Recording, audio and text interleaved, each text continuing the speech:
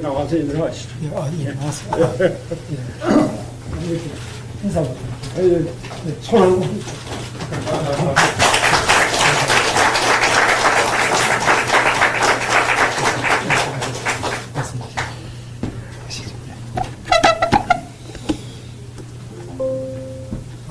이쪽으로 오셨어요.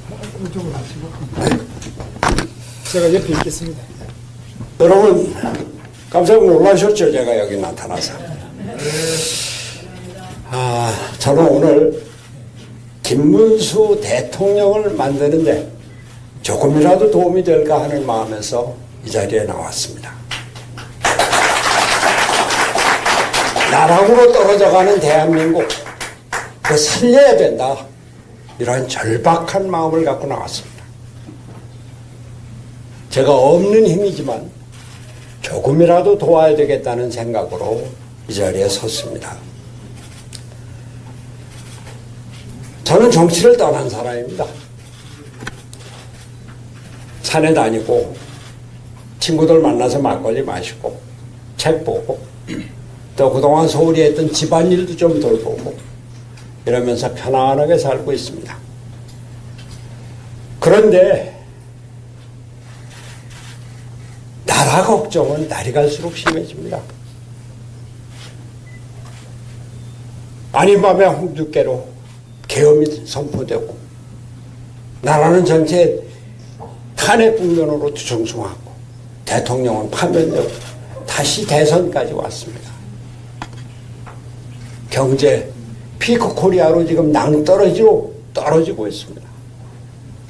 트럼프는 통상 압박으로 우리나라 경제를 위협하고 있습니다. 주한미군이 앞으로 제대로 주둔할지 아니면 중국 견제용으로 역할 변경을 할지. 북한은 핵무기 미사일 개발하는데 북한을 핵 보유국으로 인정을 한다고. 안보 위기. 전체적으로 우리나라가 위기에 처해 있습니다. 지금 대선판이 진행되고 있는데 죄송한 말씀입니다만 세상에서는 지금 이재명이 대통령 다 된 것처럼 얘기를 하고 있습니다. 이재명 대세론이 이 세상을 휩쓸고 있는 게 현실입니다. 그런데 과연 이재명이 이 위기에 대한민국을 구할 수 있을까? 10만 원 호텔 경제론, 커피값 원가가 120원인데 8,000원에서 만원 받아요. 지역 화폐로 경제를 살릴 수 있습니까? 기업을 살리겠다고 첨단 산업 강국을 만들겠다고 하면서 노란봉투법 이걸로 기업을 활성화시키겠다고요. 반도체 특별법을 만든다고 하면서 52시간 노동 규제 전혀 손대지 않고 우리나라 첨단 산업 강국 만들겠다고요. 안보를 얘기합니다만 저는 정말 깜짝 놀랐습니다. 제가 경기도지사를 하지 않았습니까? 경기도 공무원들한테 들은 얘기인데 이재명이 경기도 도지사 4년 하는 동안 평택 미군기지, 미이사단, 7공군 아무데도 한 번도 안 갔다는 거예요. 이런 사람이 미국하고 협상을 하고 대한민국의 안보를 지킬 수가 있습니까? 참으로 걱정입니다.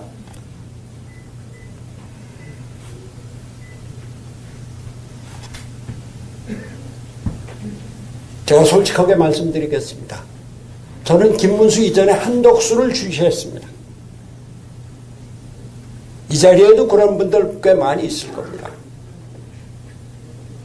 당장 트럼프가 집권해서 관세 폭탄으로 통상 위기가 왔는데 이거 누가 관리할 건가? 주한미군 철수위협, 북한의 핵무기협, 한미동맹, 안보 위기를 누가 관리할 것인가?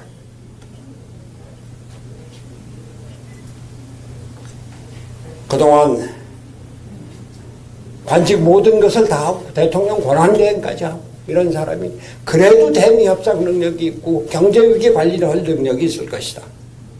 거기에다가 저는 우리나라 정치 체제가 이대로 대통령제로 대통령과 의회가 충돌하는 정치 불안정으로는 우리 살아갈 수 없다. 정치 체제를 바꿔야 된다. 권력 구조를 바꿔야 된다. 오랜 신념이고 주장을 해왔습니다. 그런데 한덕수가 나 3년만 하면서 헌법 개정을 하고 7공화국 준비하고 나 그만두겠다. 거기에 싹 반했습니다. 그래서 한덕수를 지지했던 겁니다.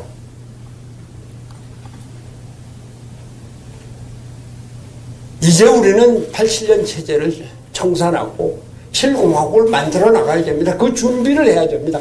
그 준비를 해야 되는 것이 지금 우리가 겪고 있는 대통령 선거입니다.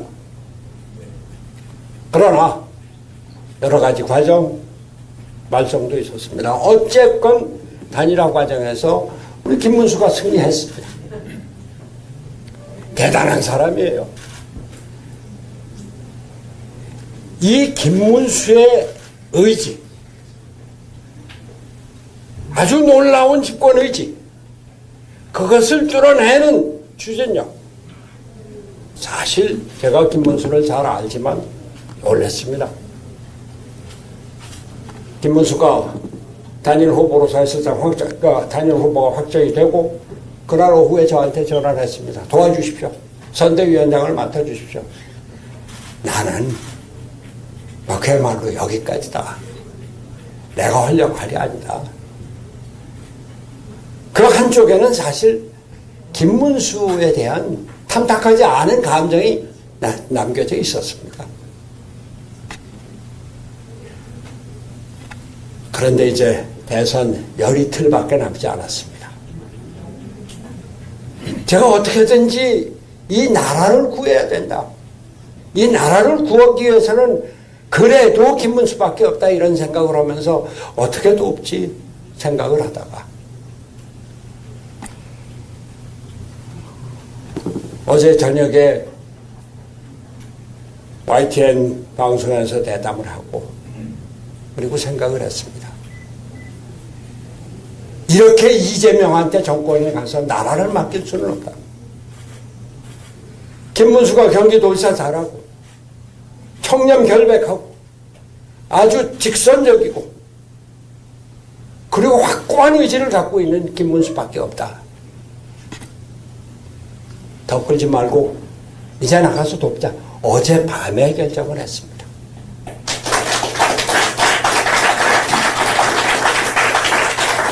우리나라가 어떤 나라입니까?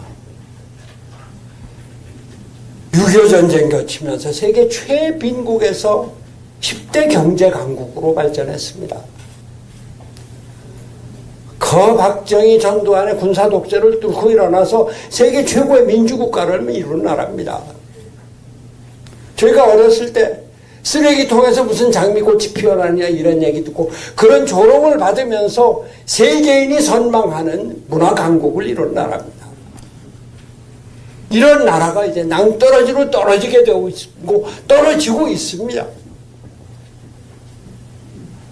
금년도 경제 성장률 1% 이하로 보는 외국 기관들도 있습니다.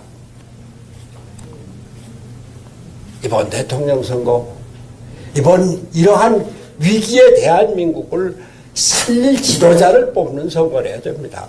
이 위기에 대한민국을 살릴 수 있는 사람 바로 김문수 후보뿐입니다.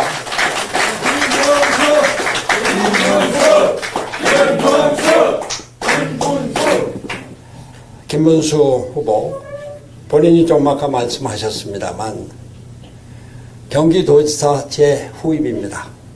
사실 그때 2번이나 불러서 정말 경기도지사 안 할래. 처음에는 망설였어요. 얘기가 경기도지사 잘하는 것하고 정치하고는 좀 다르네요. 형님 보니까. 제가 경기도지사는 잘한다는 평가를 받았는데 그 당시 대통령 예비 후보로 김이명박 박근혜 손학규 중에 손학규가 제일 꼴찌니까 그것도 한참 떨어져서 그 얘기를 하는 거예요. 그래 제가 두 번째 불러서는 네가 앞으로 대통령을 꿈꾸면서 하는 얘기인 것 같은데 대통령을 꿈꾸면은 경기도지사를 네가 할 수만 있다면 그거보다 더 큰 축복이 없다 그렇게 얘기를 했습니다. 경기도는 대한민국의 축소판으로 없는 것이 없는 데다가 국방안보 이건 그러니까 도지사에 관할 업무는 아니지만 대한민국 화력의 70% 80%가 경기도에 몰려있다.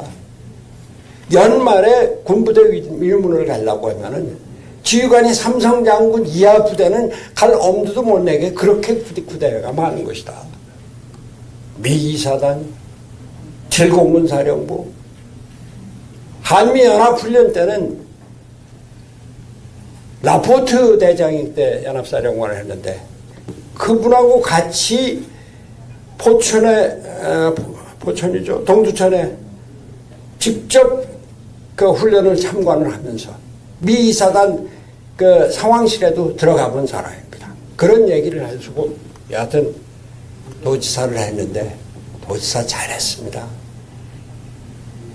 판교 테크노밸리 기획하고 기공식은 제가 했습니다만 그걸 완성을 해서 지금 700조 800조 매출이죠. 그거를 8년 동안 완성하고 확장시킨 게 바로 김문수입니다. 수원의 광교 신도시 있죠. 지방자치단체가 신도시를 만든 게 그겁니다. 그때 제가 기억했는데 그걸 완성해서 지금 아주 최고의 주택단지로 만든 게 김문수입니다.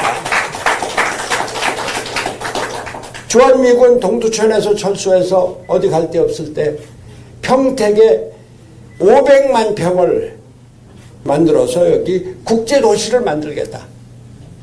지금 평택의 국제신도시 미군기지 세계 최고의 세계에서 가장 좋은 미군기지가 됐습니다. 그걸 완성한 것이 바로 김문수입니다. 그것을 기출로 해서 평택의 반도체 클러스터 있죠. 우리나라 최고의 반도체 클러스터인데 세계 최대의 반도체 클러스터인데 그거를 기획하고 만들어서 지금 생산해서 반도체 강국을 만든 게 바로 여러분의 김문수입니다. 김문수 대통령. 그리고 말이죠. 저는 김문수가 GTX를 얘기할 때 야 저거 저런 걸 되지도 않을 텐데 말이죠. 처음에 꽁수인 줄 알았어요. 근데 그게 계속해서 지금 1호선이 완공이 돼서 운행되고 있지 않습니까? 교통혁명이고 우리나라 삶을 바꿔놓는 그러한 미래형 지도자가 바로 김문수입니다, 여러분. 잠깐 다른 얘기 좀 하겠습니다. 이재명 후보가 지난번 대통령 선거에 나왔을 때 후보 공지문 집에 가정에 배달되는데 한가운데 이재명은 했다. 오른쪽은 이재명은 한다. 했다는 실적이고 한다는 공약이에요. 공약에는 뭐 500만 개 일자리를 300만 개 일자리를 만든다. 5만 불 시대 만든다. 쭉 해놨는데 했다 한 번 뭐예요. 1호가 뭔지 아세요? 신천지 쳐들어갔다는 겁니다. 2호는 뭔지 아세요? 계곡 정비했다는 겁니다. 경기도에서. 세 번째가 뭔지 아세요? 공공 배달 앱을 만들었다는 겁니다. 네 번째가 뭔지 아세요? 청년 기본소득 실시했다고. 세계적으로 첨단 산업 강국으로 반도체 강국으로 자동차 강국으로 성장하는 대한민국의 그 최첨단 선봉에 있는 경기도지사의 실적이 첨단 산업, 과학기술 산업 아무것도 없고 신천지 쳐들었다. 계곡 정비했다. 저는 단지 경기도지사가 뭐를 했다는 데 그치는 것이 아니라 대한민국을 어떻게 앞으로 이끌어 나갈 것인가 그 비전을 보여주는 것이 대통령 후보 또 경기도지사로의 실적에 나타나야 된다는 얘기입니다. 우리 김문수는 우리 대한민국을 첨단 산업을, 기술 산업을 바탕으로 해서 세계로 이끌어 나갈 그런 지도자다. 이런 말씀입니다. 김문수 후보 청렴하고 돈 밝히지 않고 너무 잘 알죠. 인사 공평하고 인재 위주로 쓰고, 제가 경기도지사를 했기 때문에 옛날에 지내던 사람들 가끔 만나서 얘기를 들었습니다. 김문수 지사에 대해서 하나의 흠을 얘기하는 사람이 없었습니다. 이재명 지사 도무지 그래 빨리 끝내라고. 괜찮아요. 네. 괜찮습니다. 천천히. 여러분들 재미있어요 근데? 천천히. 아니 이재명 지사한테 실국장들이 제대로 가서 결재를 못 받았다는 겁니다. 그때 비서실 직원이 몇 명이었어요? 한 7, 8명은 넘은 것 같은데. 저도 한 7, 8명이었습니다. 이재명 지사 때 비서실 직원이 23명이래요. 그 중에 16명이 밖에서 자기가 데려온 사람. 분야별로 비서를 두어가고 실국장들이 그 비서한테 가서 결제를 맡았다는 겁니다. 그러면 그 비서가 그거를 뒷방에 앉아있는 정진상이한테 갖다 줘서 정진상이가 결제했다는 거예요. 이렇게 하니 공무원들이 일을 합니까? 부지사가 그냥 결제 사인만 하지 실제로 내용을 아무것도 간섭을 못했다는 겁니다. 만약에 이런 사람이 대통령이 돼서 나라를 운영할 때 과연 공무원들이, 장관들이 제대로 책임지고 일을 할 수 있겠느냐, 그 말씀을 드리는 겁니다. 우리나라 위기에서 벗어나야 합니다. 경험, 능력 검증받았습니다. 김문수를 대통령으로 만들어서 경기도에서 닦고 갈고 닦은 능력, 비전, 이걸 갖고 대한민국 발전의 선봉장으로 만들어야 된다. 김문수 대통령을 그렇게 만들자. 그런 말씀을 드립니다. 우리나라 지금 삼권 분립이 무너지고 있습니다. 아니 어떻게 국회에서 대법원장 탄핵을 얘기를 하고 국회에서 청문회에 나오라고 얘기를 하고 특검을 하겠다고 하고 대법원 판사를 30명으로 늘려서 자기들 마음대로 하겠다고, 그리고 선거법상의 위증죄 이건 처벌 대상이 아니다 그래서 그걸로 대법원에서 파기환송받은 이재명 앞으로 면소 판결 받겠다 이런 겁니다. 법을 바꾼다는 거예요. 대통령이 당선되면 재판을 정지하겠다. 오죽하면은 법관들이 법원 대표자 회의를 소집을 해놓고 그 의제를 재판의 독립, 그 재판 독립의 이유는 재판 결과를 갖고 이 책임을 묻는 거 이거 안 된다. 그걸 때문에 제도를 바꾸는, 법을 바꾸는 거 이거 안 된다. 이걸 의제로 삼지 않았습니까? 이재명이 대통령이 되면 행정부 입법부는 물론이고 사법법까지 그 아래다 놓겠다는 겁니다. 오죽하면 오늘 아침 어느 신문 주필이 칼럼에 총통제 위기가 다가오고 있다 그렇게 썼습니까? 제가 오늘 김문수를 지지하러 나온 것은 그저 내 후임 경기도지사 이것이 아니라 우리나라가 이렇게 가다가는 민주주의가 완전히 무너지고 삼권 분립이 아니라 삼권 통일의 총통제 이럴 위험이 있다. 우리 민주주의를 지켜야 된다. 경제를 살려야 된다. 안보를 제대로 지켜야 된다. 거기에 김문수가 있다. 그래서 여러분께 호소를 드리러 나온 겁니다.